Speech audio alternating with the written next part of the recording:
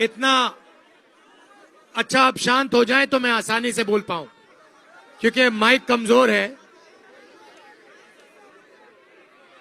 आप सबका मैं दिल से धन्यवाद करना चाहता हूं कि आप यहां आए और इतने प्यार से आपने मेरा स्वागत किया।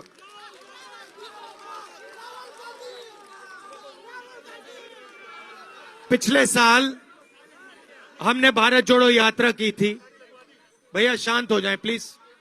भारत जोड़ो यात्रा की थी और उसका लक्ष्य था कि जो भारत में नफरत फैलाई जा रही है, फैल रही है, एक धर्म दूसरे धर्म के बीच में, एक भाषा दूसरी भाषा के बीच में, एक प्रदेश दूसरे प्रदेश के बीच में, इसके खिलाफ हम सबको मिलकर खड़ा होना चाहिए। आप सहमत हैं इससे कि देश को नफरत से, हिंसा से फायदा नहीं होता है? ये अगर कोई भी हिंदुस्तानी शांति से आंख बंद करके अपने आप से पूछे कि नफरत से, हिंसा से मेरा फायदा होता है या देश का फायदा होता है, उसको अंदर से ही जवाब मिलेगा कि नफरत से, हिंसा से किसी को कुछ फायदा नहीं होता है। मगर हमें देखने को मिल रहा है कि आस्ते आस्ते ये जो मोहब्बत का देश है, इसमें आस्ते आस्ते से नफरत फैलती जा रही है। इसका कारण है, अगर आप किसी भी युवा से पूछो कि आप पढ़ाई करने के बाद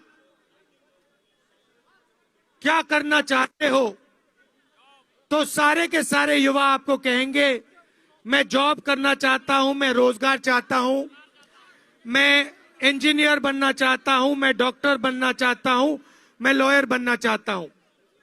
मगर देश की सच्चाई है कि आज हिंदुस्तान में अगर हमारा रोजगार चाहिए तो उनको रोजगार नहीं मिल सकता है।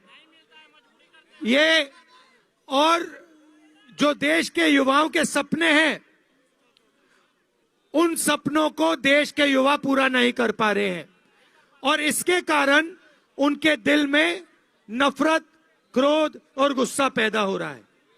तो भारत जोड़ो यात्रा का सबसे पहला लक्ष्य था, कन्याकुमारी से कश्मीर हम चले और लक्ष्य था कि हम लाखों युवाओं से, माताओं बहनों से, बुजुर्गों से बात करें, उनके दिल में जो है उसको सुने और उनका हाथ पकड़े और उनके गले लगे। लोगों ने कहा कि आप कन्याकुमारी से कश्मीर गए, मगर बंगाल का क्या होगा, असम का क्या, उड़ीसा का क्या होगा, नागालैंड, मणिपुर, इनका क्या होगा? इसलिए हमने निर्णय लिया कि हम ईस्ट से वेस्ट, मणिपुर से महाराष्ट्र, फिर से भारत जोड़ो यात्रा करेंगे। और इसीलिए आज हम यहां आपके सामने खड़े हैं, सिलीगुड़ी में आपके सामने खड़े हैं।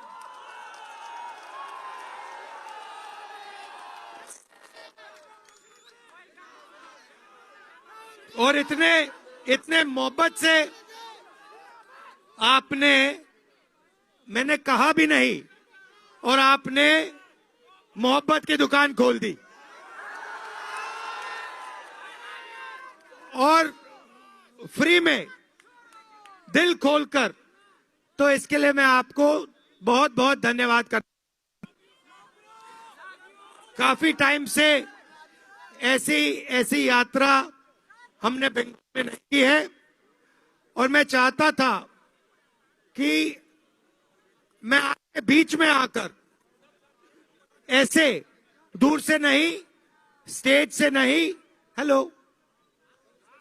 हेलो, स्टेज से नहीं, मगर ऐसे आपके बीच में आके आपकी बात सुनो। यात्रा में हम भाषण 15-20 मिनट का करते हैं मगर 7-8 घंटे हम आपके बीच में आते हैं, किसानों से बात करते हैं, मजदूरों से, युवाओं से बात करते हैं। हमने इस यात्रा में न्याय शब्द भी जोड़ दिया है। पिछली यात्रा भारत जोड़ो यात्रा थी, इसमें हमने न्याय शब्द भी जोड़ दिया है, क्योंकि हमें लगता है कि हिंदुस्तान में नफरत का कारण, हिंसा का कारण अन्याय भी है। आपने देखा कि दिल्ली में जो सरकार है, पूरा का पूरा काम वो इन बड़े उद्योगपतियों के लिए करते हैं। आपने देखा होगा कि एयरपोर्ट्स, अदानी जी, एयरपोर्ट्स, पोर्ट्स, माइंस, इंफ्रास्ट्रक्चर, बिजली, पावर, सबका सब 2-3 बड़े बड़े लोगों के हाथ में जा रहा है। मगर अगर कोई व्यक्ति है जो बढ़ाई का काम करता है और सोचता है कि एक दिन मैं फर्नीचर की कंपनी बनाना चाहता हूं, या अगर कोई है छोटा सा मैकेनिक है कि एक दिन मैं ऐसी गाड़ी बनाना चाहता हूं, अपनी कंपनी खोलना चाहता हूं, या एक युवा है जो गरीब है, वो इंजीनियर बनना चाहता है और कहता है मैं इंजीनियरिंग की कंपनी खोलना चाहता हूं, तो उन सब के लिए दरवाजा बंद है। ये जो कंपनी है, ये कौन सी गाड़ी है? टोयोटा गाड़ी है ना? आप समझो, इसका मालिक जापान में मैकेनिक था। मैकेनिक ने काम शुरू किया, आस्ते आस्ते आस्ते आस्ते उसने ये टोयोटा कंपनी बना दी। हिंदुस्तान में कोई भी मैकेनिक ये सपना नहीं देख सकता है। अगर मैकेनिक ये सपना देखेगा, बाकी लोग उसका मजाक उड़ाएंगे। मगर सत्य है ना, अगर एक बढ़ाई ये सपना देखे तो अरबपति लोग उसका मजाक उड़ाएंगे, कहेंगे कर रहा है। मगर हम चाहते हैं कि हिंदुस्तान का मैकेनिक, हिंदुस्तान का बढ़ाई, हिंदुस्तान का गरीब से गरीब किसान एक सपना देख पाए कि मैं भी गाड़ी की कंपनी बनाना चाहता हूं, मैं भी इंजीनियरिंग कंपनी बनाना चाहता हूं, मैं भी यूनिवर्सिटी खोलना चाहता हूं, मैं भी कॉलेज खोलना चाहता हूं। ये तो ऐसा हिंदुस्तान हम चाहते हैं जिसमें जो काम करता है उसकी इज्जत हो। आजकल मुझे कहना अच्छा नहीं लगता है, मगर जो दलाली करता है उसकी इज्जत है, जो काम करता है उसकी इज्जत नहीं है। और अगर हम रोजगार की बात करते हैं, तो जिस दिन जो हमारा हाथ से काम करता है, चाहे वो मैकेनिक हो, किसान हो, बढ़ई हो, जिस दिन उसकी इस देश में इज्जत हो जाएगी, उस दिन आसानी से इस देश के युवाओं को रोजगार मिलना शुरू हो जाएगा। तो ये मैं आपसे कहना चाहता था। आखिरी बात, सामाजिक न्याय की बात करना चाहता हूं। और आप देखें तो जो हमारे आदिवासी भाई हैं, दलित भाई हैं, पिछड़े वर्ग के भाई हैं, बहनें हैं, उनके लिए देश में दरवाजे बंद हैं। तो इसके बारे में भी हमें सोचना है कि कमजोर से कमजोर व्यक्ति, उसको भी लगे देश मेरी रक्षा करता है, उसको भी लगे कि अगर मुझे डर लगता है तो मेरा देश, मेरी सरकार, भैया माइक, तो उसको भी लगे कि मेरा भाई मेरी रक्षा करते हैं। आखिरी बात जो आपको मालूम है, मैं दोहरा देता हूं, जिससे मुझे काफी दुख हुआ। बहुत सारे युवा जब छोटे होते हैं कहते हैं कि मैं एक दिन सेना में जाना चाहता हूं, पैरामिलिट्री फोर्स में जाना चाहता हूं, देश की रक्षा करना चाहता हूं। बहुत सारे लोग हैं, बहुत सारे बच्चे हैं, जैसे जैसे ये बच्ची है, दे दो दे दो। अब पहले क्या था, युवा ट्रेनिंग करते थे, आपने देखा होगा सड़क पे 5 बजे दौड़ते थे और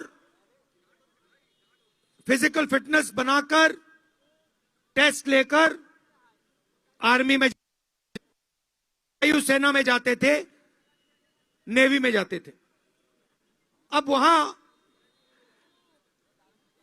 आर्मी, नेवी, एयरफोर्स हमारे युवाओं को एक गारंटी देती थी, कहती थी देखो आपने अपनी जान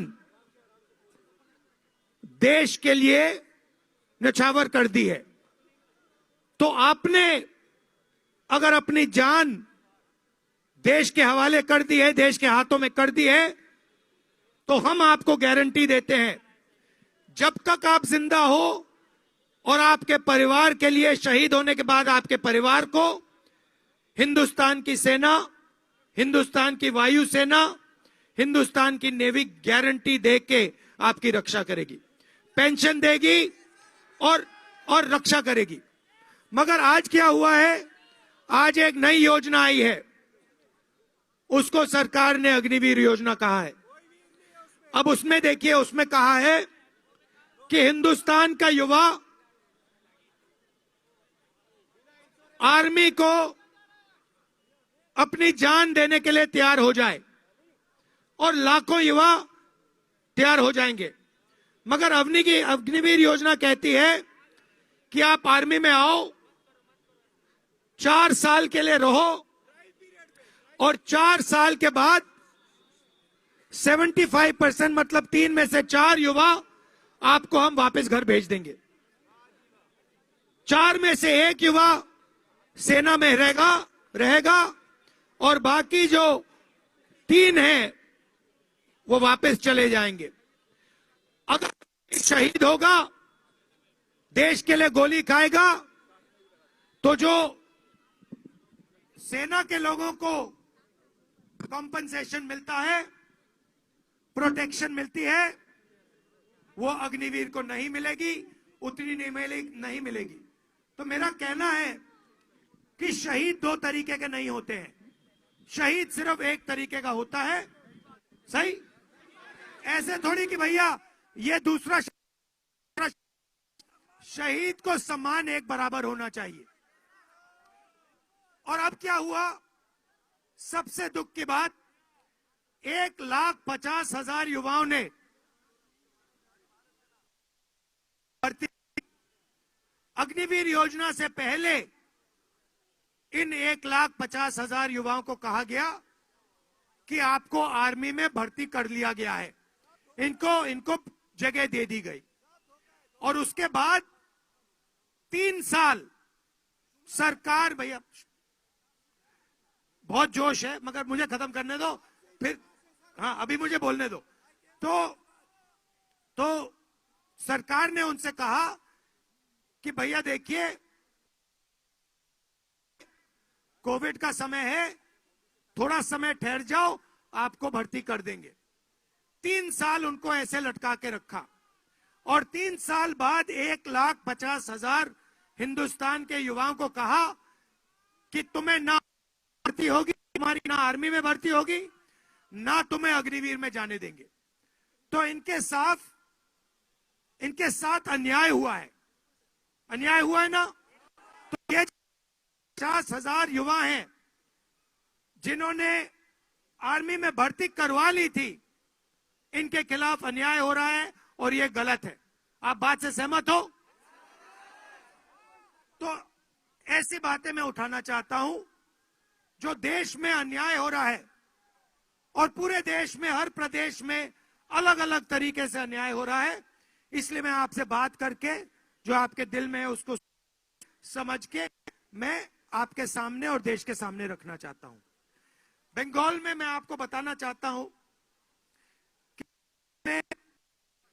मैं आज आया हूं और जो आपने मुझे प्यार बंगाल में दिया है, शायद किसी और प्रदेश में मुझे नहीं मिला। तो इसके लिए मैं आपका धन्यवाद करना चाहता हूं। और आपने अपनी पूरी जो शक्ति है, पूरा जो दम है, आपके दिल में जो मोहब्बत है, आपने पूरी की पूरी इस यात्रा में झोंक दी। इसके लिए मैं धन्यवाद करना चाहता हूं और ये कभी नहीं भूलूंगा। मेरे लायक और आखिरी बात देखिए, और आखिरी बात मैं आपको बताना चाहता हूं बंद करने से पहले। देखिए, बंगाल एक स्पेशल जगह है, यह आम जगह नहीं है। जब अंग्रेजों के खिलाफ लड़ाई हो रही थी तो आइडियोलॉजिकल काम, अंग्रेजों से लड़ने का जो आइडियोलॉजिकल काम था, वो आप बंगाली लोगों ने किया था। ये आप मत भूलिए। मतलब आप इंटेलेक्चुअल लोग हो, आप सोचने वाले लोग हो, आप एक दूसरे के साथ मिलके चलने वाले लोग हो, और आपकी जिम्मेदारी बनती है। आप ये मत सोचो कि आपकी जिम्मेदारी नहीं बनती। क्योंकि आप बंगाली हो, इसीलिए आपकी जिम्मेदारी बनती है कि आप देश को रास्ता दिखाओ। आपने रविंद्रनाथ टैगोर जी ने किया, सुभाष चंद्र बोस जी ने किया, विवेकानंद ने किया। तो आप लोगों के अंदर यह क्षमता है। अगर आपने को रास्ता दिखाने का काम नहीं किया, मैं आपको बता रहा हूं, तो देश आपको माफ नहीं करेगा। ये आपकी जिम्मेदारी है और किसी एक व्यक्ति की नहीं है। क्योंकि ये जो आग है, बंगाल के हर व्यक्ति के अंदर है, छोटे से छोटे बच्चे के अंदर है। तो आप सबकी जिम्मेदारी बनती है कि नफरत के खिलाफ आपको लड़ना है, मिलके एक साथ चलना है, और जो आपका इंटेलेक्चुअल पावर है उसके साथ आपने भारत को जोड़ने का काम करना है। यह मैसेज मैं आपको देने आया हूं, क्योंकि ये काम सिर्फ आप कर सकते हो। ये बात समझो, ये जोड़ने का काम, गहराई से सोचने का काम, ये आपका है, ये आपकी जिम्मेदारी है। और मैं जानता हूं कि आप ये जिम्मेदारी पूरी करके दिखाओगे। आप सबको बहुत बहुत प्यार। बैक साइड बिल्कुल देखते हैं, और